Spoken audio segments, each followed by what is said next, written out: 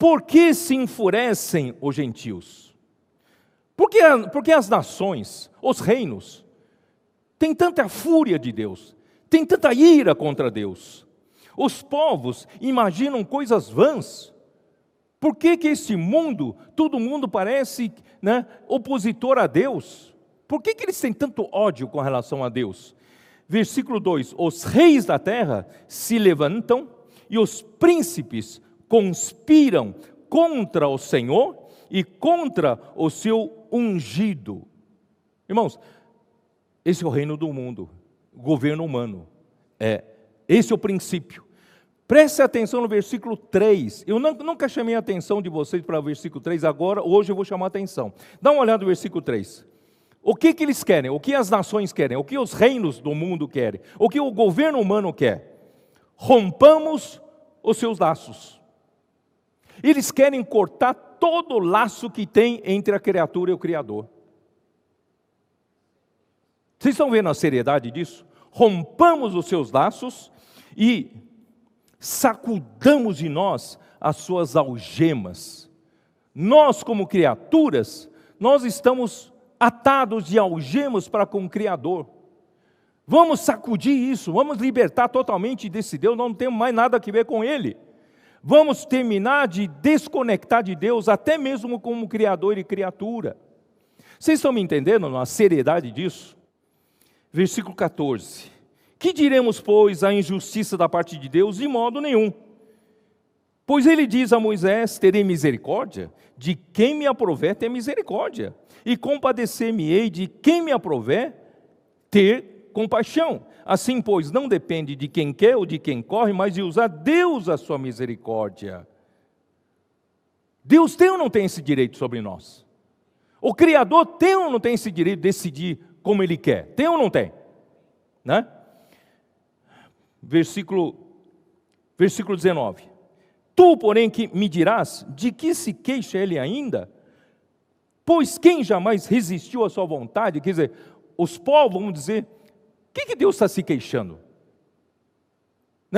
Ninguém consegue ir contra a vontade dele. Nós queremos nos libertar dele, mas ele não deixa, sabe? É esse sentimento. Quem és tu, homem, para discutires com Deus? Porventura pode o objeto perguntar a quem o fez: por que me fizeste assim? Ou não tem o oleiro direito, o homem, o oleiro tem ou não tem o direito sobre a massa? O Criador tem ou não tem direito sobre a criatura? Tem ou não tem? Só que o governo humano quer libertar-se desse laço, quer soltar essas algemas. Eles não querem mais nenhuma ligação com Deus. É ou não é?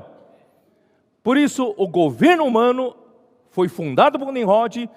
Debaixo desse princípio, ele vai até o final com esse princípio. Às vezes parece que coisas boas aparecem, mas no final das contas, esse governo do homem vai terminar sob o governo de anticristo e falso profeta.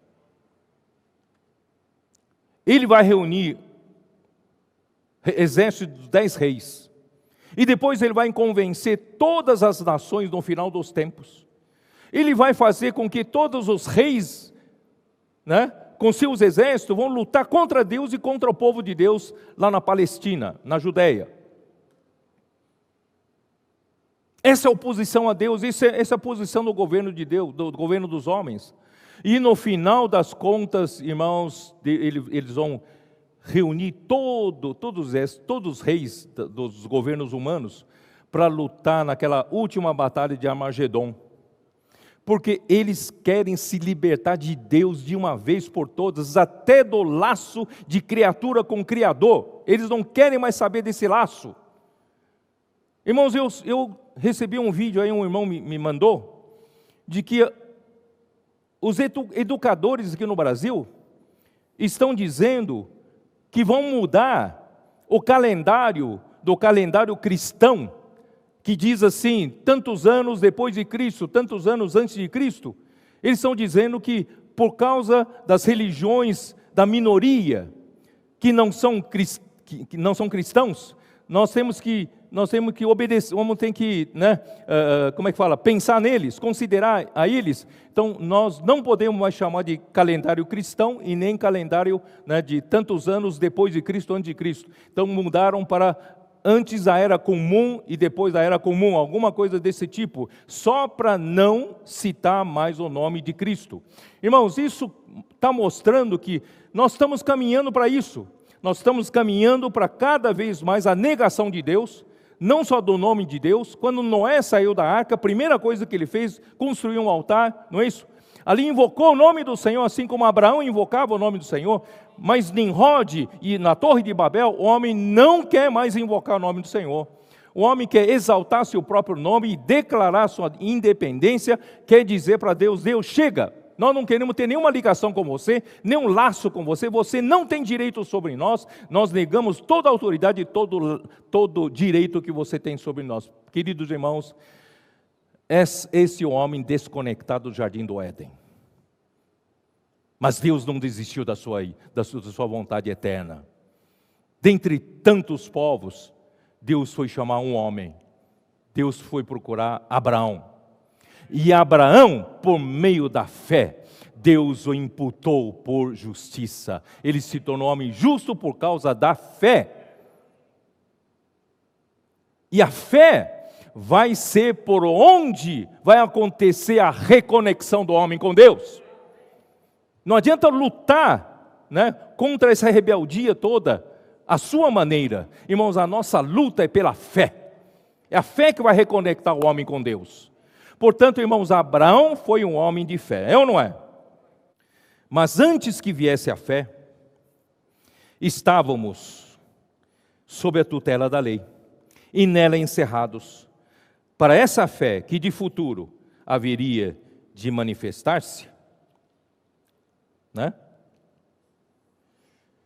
De revelar-se, de maneira que a lei nos serviu de aio para nos conduzir a Cristo, a fim de que fôssemos justificados por fé.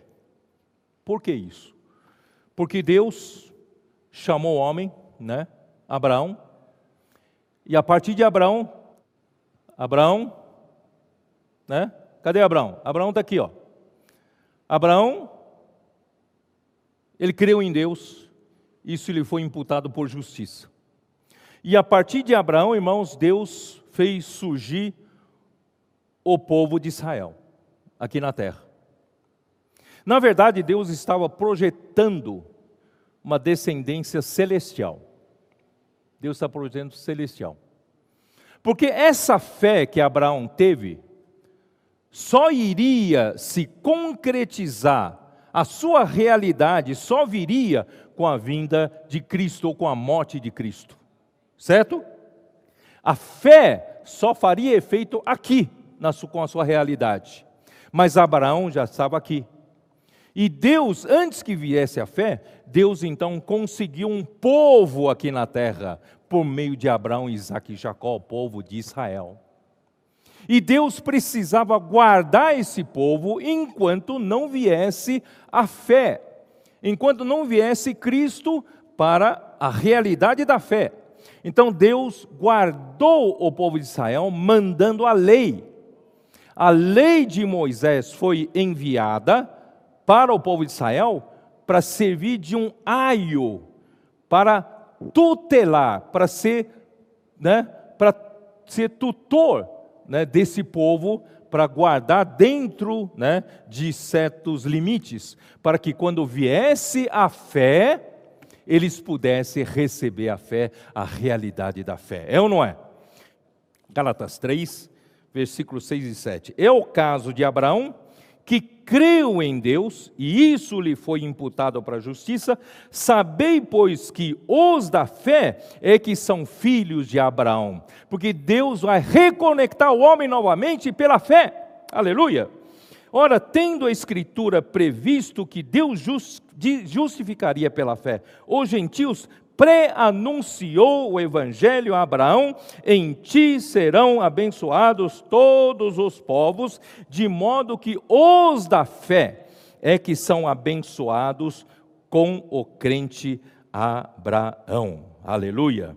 E para que, versículo 14, para que a bênção de Abraão chegasse aos gentios em Jesus Cristo, a fim de que recebêssemos pela fé o Espírito prometido. Ó Senhor Jesus!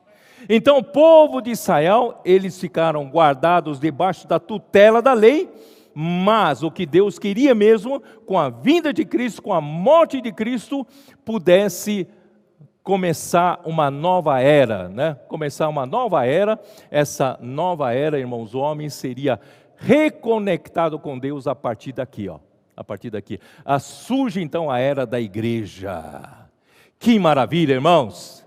Deus, no meio de tanta desgraça do homem, no meio de tanta rebeldia, no meio de tanta declaração de independência, no meio de tanta fúria dos homens contra Deus, ódio contra Deus, irmãos, hoje nos governos humanos tem isso, no fundo. Então, mas irmãos, Deus reconectou o homem quando Cristo veio aqui na terra. E a reconexão, irmãos, é muito simples. A reconexão aconteceu quando Jesus Cristo, ele se tornou um homem, e viveu aqui na terra verdadeiramente como um homem, certo? E ele morreu na cruz pelos nossos pecados. E realizou a redenção por nós, o perdão dos nossos pecados. E essa redenção se tornou redenção eterna, porque ele ofereceu-se a Deus pelo Espírito eterno, e essa redenção foi colocada na eternidade. E Deus, então, nos aceitou de volta pela fé. Ó Senhor Jesus! Como é que acontece? Eu falei de manhã. Essa fé, irmãos, depois da obra de Cristo, irmãos, se tornou fácil de a gente receber, né? A reconexão não é uma coisa difícil. Não precisa fazer curso de faculdade, de doutorados, né, para poder entender. Porque o fim da lei é Cristo, para a justiça de todo aquele que crê. É simples, irmãos. Você não precisa fazer muitas obras de caridade, boas obras, basta crer. O fim da lei é Cristo, porque nenhum homem consegue cumprir toda a lei.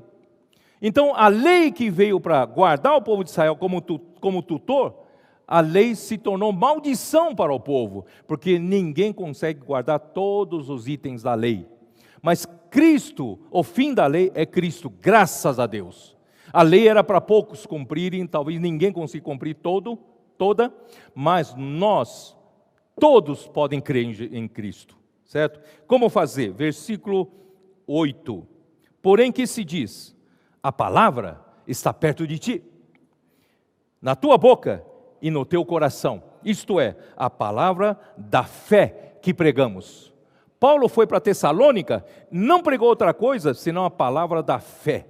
E essa palavra da fé, ela é viva, ela é uma pessoa viva, ela prega a fé, faz com que você receba a fé e receba a reconexão com Deus. Versículo 9, que tão somente o que você tem que fazer para receber essa reconexão? Se com a tua boca confessares Jesus como Senhor, quer dizer, você confessa com a boca, audivelmente, para todo mundo ouvir, para os anjos ouvirem, os anjos caídos, principados e potestades ouvirem, os demônios, para dizer que você agora não é mais um ponto desconectado e solto. Você quer se conectar com Deus. Você confessou a Jesus como Senhor, Ele passa a ser o seu cabeça, Ele passa a ser o seu centro, Ele passa a governar a sua vida. Ó Senhor Jesus! Por isso todo aquele que invocar o nome do Senhor será salvo. Então você se reconectou com Deus, confessando com a boca que Jesus é o Senhor, ainda tem que crer no coração que Deus o ressuscitou dentre os mortos. Por que Deus ressuscitou entre os mortos? É importante crer. Porque foi quando Ele morreu na cruz pela nossa redenção, Deus não o deixou na morte. Deus o ressuscitou e Deus o gerou como filho primogênito. Ele é o primeiro homem a se tornar um filho de Deus, abriu porta para todo homem se tornar filho de Deus, pela ressurreição. Por isso que você tem que crer que Deus o ressuscitou dentre os mortos. E que mais, irmãos? Versículo 12: pois não há distinção entre judeu e grego, uma vez que o mesmo é o Senhor de todos, rico para com todos os que invocam. Precisamos aprender a invocar esse nome do Senhor. Ele é rico para conosco quando estamos conectados a Ele, quando Ele é o nosso cabeça, Ele é o nosso pastor. Queridos irmãos, nós recebemos dele todas as riquezas. E assim, a fé vem como? Pagando com cartão de crédito? Como é que você recebe a fé? Subindo de joelhos, né? Uma escadaria de 100 degraus? Não, é simples. A fé vem pelo ouvir da palavra de Cristo. A fé vem pelo ouvir. Paulo foi para Tessalônica, ele pregou a palavra da fé. E aqueles que ouviram, receberam a fé. E a fé os conectou com Deus, a nível da nova criação. Aquele homem que estava já solto, Satanás fazendo o que bem entender desse homem caído, tentando levar esse povo a desconectar de Deus totalmente, mas graças a Deus, a palavra do Evangelho chegou até nós para a nossa salvação.